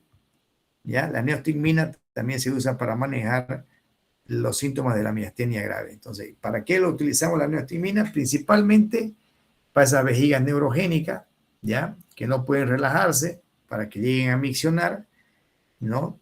Y las vías gastrointestinales en pacientes que tienen un dólico megacolon, ¿no?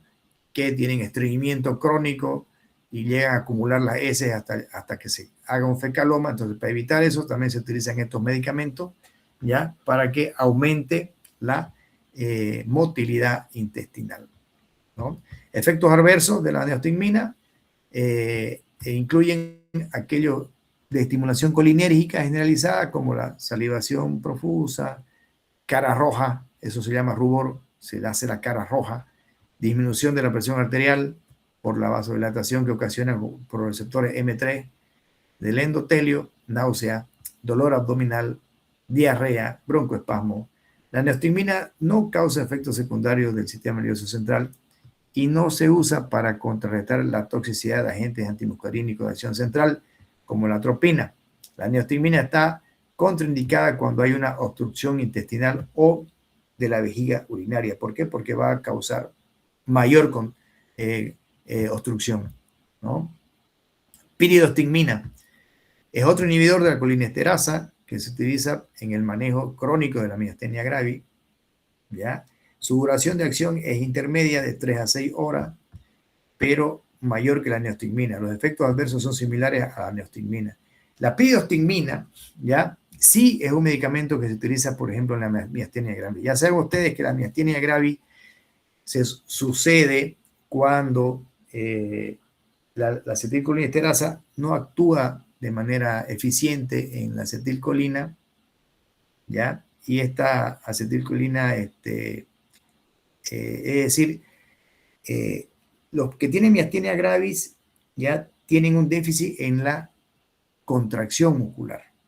No hay contracción muscular, ¿no? Porque se destruye muy rápidamente la acetilcolina ya directamente por la acetilcolinesterasa.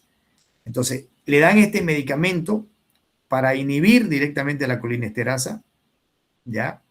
Lo inhiben, ¿no? A esta enzima que va a destruir la acetilcolina y hacen que esa acetilcolina estimule más al músculo estriado.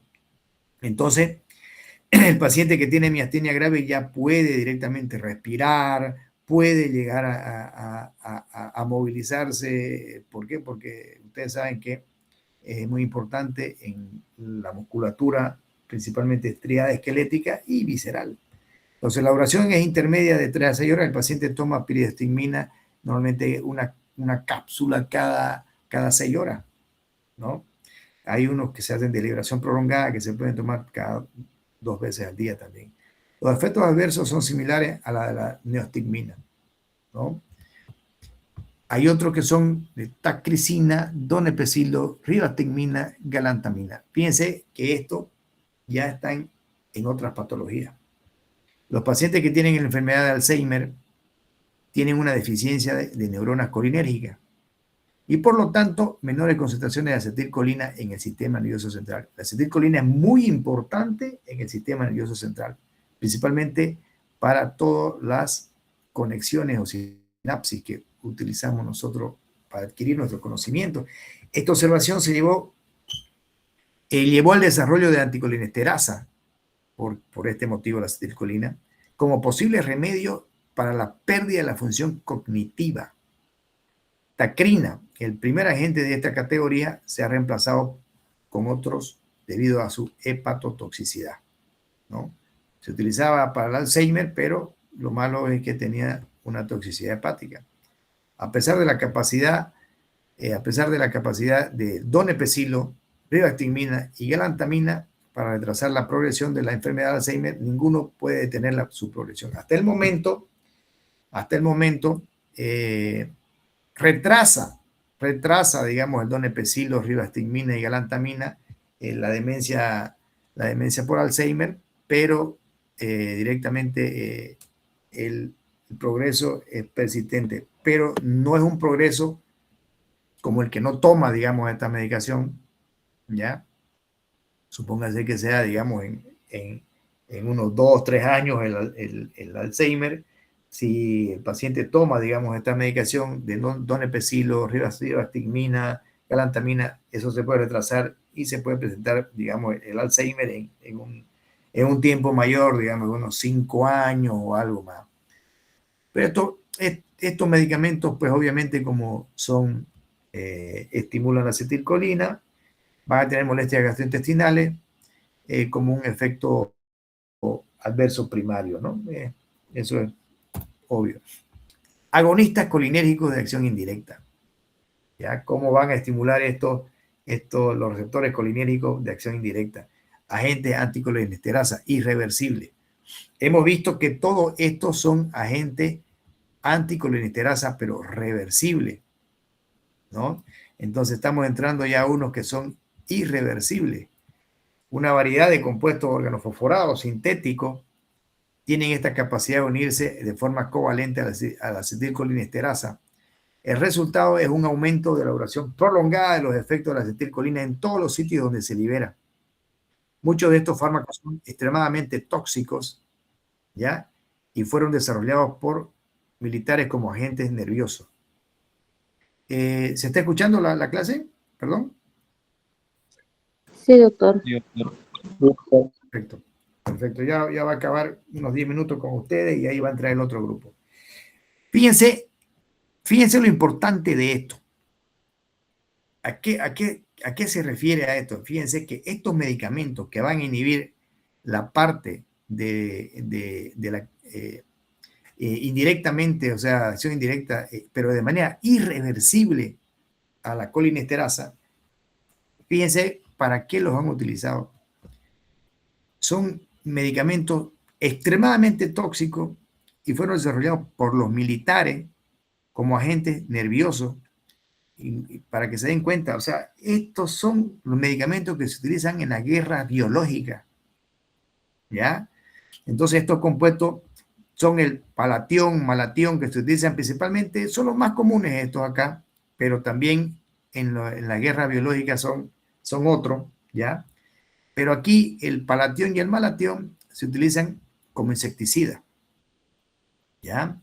Entonces, estos insecticidas, pues, es lo que yo les decía que van a dar un paciente que viene a una emergencia con manifestaciones estimuladas por medicamentos colinérgicos, van a tener miosis, broncoconstricción, aumento de la secreción bronquial, van a tener relajación de esfínteres, van a estar totalmente esfínter vesical, van a estar orinados, van a tener diarrea profusa, todo eso.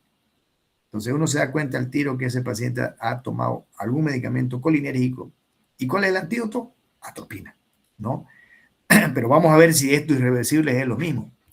El ecotiofato, ¿cómo actúa? El ecotiofato es un órgano fosfato que se une de forma covalente mediante un grupo fosfato al sitio de la acetilcolinesterasa. Una vez que esto ocurre, la enzima se inactiva de forma permanente. Aquí es irreversible la cosa. Permanente, y la restauración de la actividad de la acetilcolinesterasa requiere de la síntesis de nuevas moléculas de esta enzima. Después de la modificación covalente, la acetilcolinesterasa, la enzima fosforilada, libera lentamente uno de sus grupos de etilo. La pérdida de un grupo alquilo, que se conoce como envejecimiento, hace imposible que los reactivadores químicos como la priloxima rompa el enlace entre el fármaco restante y la enzima. Es decir, ¿qué pasa, digamos, acá? Como son anticolinesterasa de manera irreversible, ¿ya? Va eso a seguir activándose directamente. La acetilcolina va a seguir activada en todos los sitios donde hay receptores, ¿no? La priloxima, que la han visto otra vez aquí, en la primera diapositiva se las mostré, este es un antídoto para revertir de manera a estos irreversibles, para revertir el bloqueo de la acetilcolinesterasa. Pero tiene un tiempo.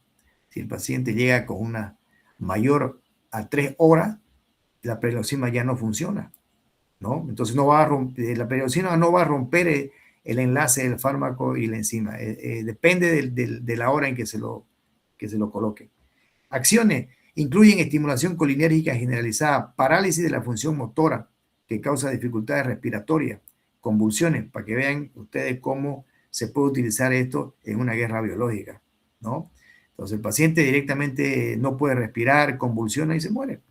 El ecotiofato produce miosis intensa y por lo tanto se ha encontrado pues, un uso terapéutico, ¿ya? En lo que es la presión intraocular. Cae muy fácil, ¿ya? La presión intraocular cae por la facilitación del flujo de salida del humor acuoso, ¿ya? La atropina en dosis elevadas puede revertir muchos de los efectos periféricos y algunos de los muscarínicos centrales del ecotiofato. Entonces, este ecotiofato normalmente lo utilizan en oftalmología, ¿ya? Para el tratamiento de glaucoma, ¿no? Entonces, Eso, uso terapéutico y disponible en solución oftálmica, ¿ya? Fármaco para el tratamiento del glaucoma de ángulo abierto. Sin embargo, el loco-tiofato rara vez se usa debido a su perfil de efecto secundario que incluye riesgo de catarata, ¿no? Y que directamente, por eso es que no lo utilizan, ¿no? Bien. Toxicología de los agentes anticolinesterasa. Los inhibidores irreversibles de acetilcolinesterasa, sobre todo los compuestos organofosfato o los órganos fosforados, suelen utilizarse en insecticidas agrícolas en Estados Unidos, que ha llevado a un numeroso caso de intoxicaciones accidentales con estos agentes. Además, con frecuencia se usan con fines suicidas y homicidas. ¿Ya? Los gases nerviosos de los órganos fosforados, como el sarín, este es un gas que se utiliza en guerras biológicas, se utilizan como agentes de guerra y terrorismo químico. ¿Ya? La toxicidad con estos agentes se manifiesta como signos y síntomas muscarínicos y nicotínicos, crisis colinérgica. Dependiendo del agente, los efectos pueden ser periféricos o afectar a todo el cuerpo. Entonces, fíjense ustedes, todos esos efectos que ustedes han visto, ¿qué va a tener el paciente? Miosis, bradicardia, aumento, broncoconstricción, no va a poder respirar, va a aumentar las secreciones bronquiales, el paciente no va a poder controlar el esfínteres, se va a orinar, va a tener diarrea. Entonces, todo eso en una guerra biológica lo pueden lanzar los aviones una bomba de esa y directamente eso causa en el paciente. Y aparte, ¿qué más tienen estos compuestos organofosforados? Son totalmente liposolubles. Ingresan por la piel de una manera tan fácil que penetran directamente al organismo y se hace sistémico, solamente con... Es lo mismo que los insecticidas. Por eso los insecticidas tienen que ser utilizados con equipos de protección personal, con máscara, con todo, como se trataba, digamos, un COVID más o menos, similar. Entonces, la mayoría de los campesinos que llegan así a las emergencias de todos los hospitales públicos, llegan con síntomas, ¿ya? De sobreestimulación de los receptores colinérgicos. Entonces hay que ponerle los antídotos, ¿no? Acá, por ejemplo, acá hay un resumen de todo lo que hemos hablado, ¿ya? Acá está el betanecol, se usa en el tratamiento de la retención urinaria, se usa preferentemente en los receptores muscarínicos, ya saben por qué, digamos, ¿por qué? Porque estimula, digamos, el trígono y relaja el esfínter, ¿no? El carbacol se une a los receptores tanto muscarínicos como nicotínicos, produce miosis durante una cirugía ocular, suele usarse con vía tópica de reducir la presión intraocular en el glaucoma de ángulo abierto, ángulo estrecho, ¿ya? En especial en pacientes que se han vuelto tolerantes a la pilocarpina. Entonces aquí ustedes tienen todo un resumen de todo lo que hemos hablado en forma individual anteriormente, ¿ya? Hay que leerlo, ¿ya? Porque aquí está resumido totalmente, ¿ya? Reactivación de la acetilcolinesterasa. Ese es el antídoto que le decía yo. Pralidoxima, ¿ya? Puede reactivar la acetilcolinesterasa inhibida. Sin embargo, es incapaz de penetrar en el sistema nervioso central y por lo tanto no es útil para tratar los efectos secundarios a nivel de los órganos fosforados en el sistema nervioso central. O sea, bien complicado.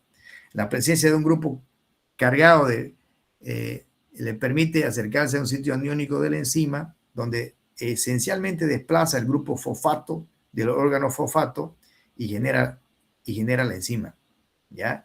Es decir, lo desplaza y directamente puede nuevamente generar la acetilcolinesterasa. Si se va a administrar antes de que ocurra el envejecimiento de la enzima alquilada, puede revertir los efectos periféricos tanto muscarínicos como nicotínicos de los órganos fosforados, pero no del sistema nervioso central.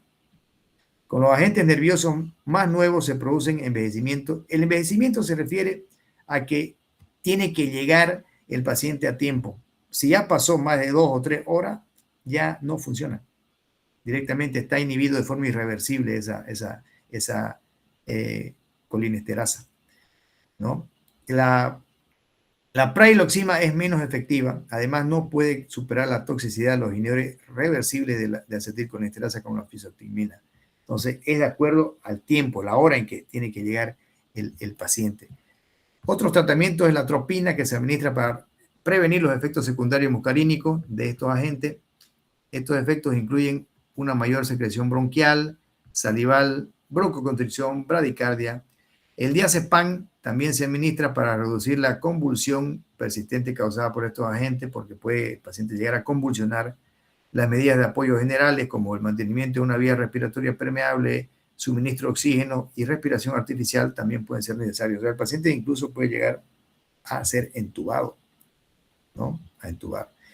Estos son todos los receptores que quiero que ustedes lo sepan de memoria, porque aquí están directamente, ¿ya? Aquí todo lo que hemos hablado ahora está en estos acá, efectos parasimpáticos.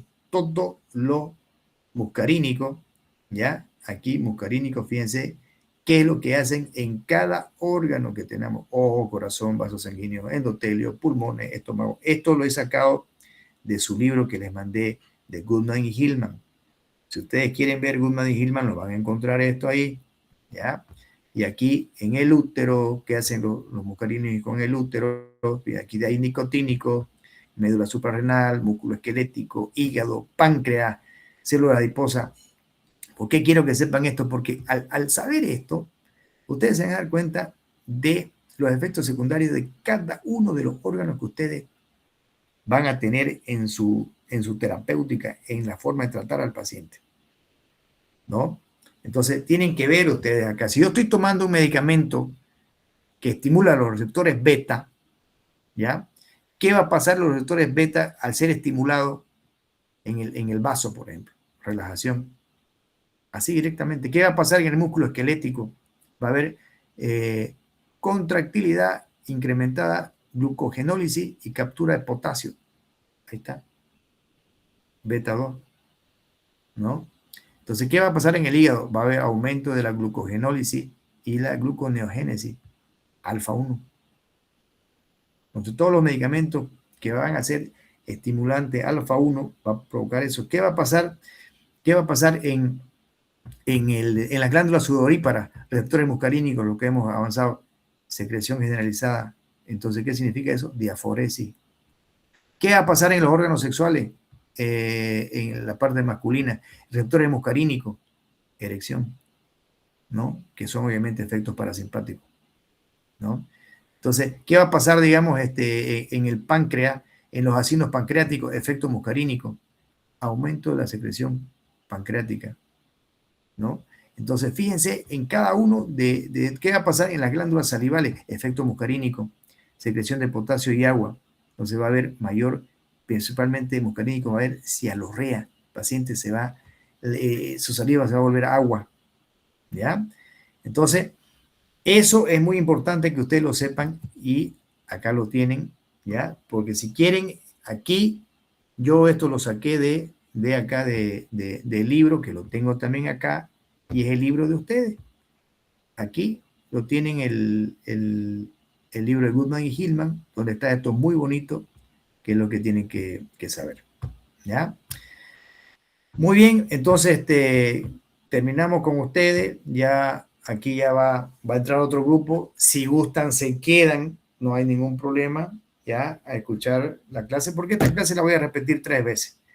Van a avanzar la clase, ya, justamente los 3 grupos, ya, porque ahorita entra el otro grupo que le corresponde a esta hora hasta las 11, y el otro grupo va a entrar que le corresponde hasta la 1, ¿no? Entonces, son muy seguidos, ¿ya? Entonces vamos a esperar ya que se conecten los otros. Vamos a dar un compás, digamos, de espera de unos 10 minutitos, ¿ya? Y volvemos nuevamente a repetir el mismo tema. No se preocupen que no voy a avanzar otro tema, voy a avanzar el mismo. Y en la tarde, yo creo que el tiempo ya está mejor, nos vemos en la facultad y avanzamos el siguiente tema ya en la facultad. ¿Listo? Esta mañana lo vamos a avanzar aquí. ¿Por qué? Porque los temas son muy seguidos. No puedo ir a la universidad ahorita y llegar a tiempo para darle la